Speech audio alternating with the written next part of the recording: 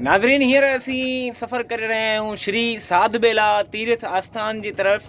ऐं हींअर असां सां गॾु आहिनि बाबा हादी लाल साईं ऐं पंहिंजो आकाश साईं। हींअर असीं श्री साध बेलो जी तरफ़ वञी रहिया आहियूं ऐं अवी यकीनन असां सां गॾु आहियो हिन पवित्र सफ़र जे तरफ़ अवी असां सां गॾु आहियो।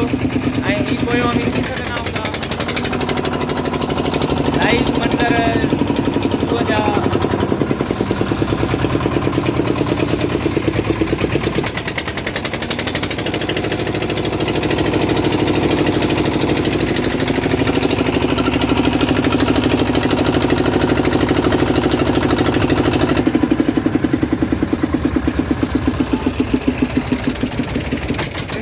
बादशाह के पेट तां हींअर असीं सफ़र करे रहिया आहियूं। असांजी तमामु घणी ख़ुशनसीबी आहे जो असीं हींअर सिंधूअ जे मथां सफ़र करे रहिया आहियूं।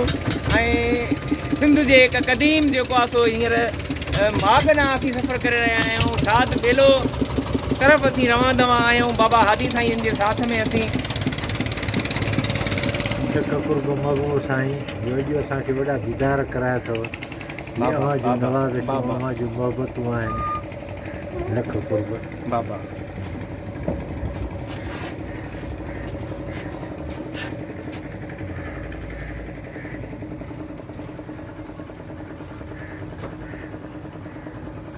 ही साईं मंज़र अवी ॾिसी रहिया आहियो श्री साध बेला तीर्थ आस्थान सखर खां ही मंज़र लाइव अवी ॾिसी रहिया आहियो। ऐं बाबा हादी साईं ऐं असीं हींअर सफ़र करे रहिया आहियूं ॿेड़ीअ में। ऐं सिंधूअ जे पवित्र जल मथां असांजो ट्रैवल थी रहियो आहे। ऐं हींअर असीं बसि कुझु ई साहतुनि में श्री साध बेला तीर्थ आस्थान ताईं जेको आहे सो पहुची वेंदासीं। सो वधीक वीडियोज़ ॾिसण लाइ ऐं वधीक तस्वीरूं ॾिसण लाइ विज़िट कंदा फेसबुक ते प्रोफाइल आसिफ़ रज़ा निज़ामाणी।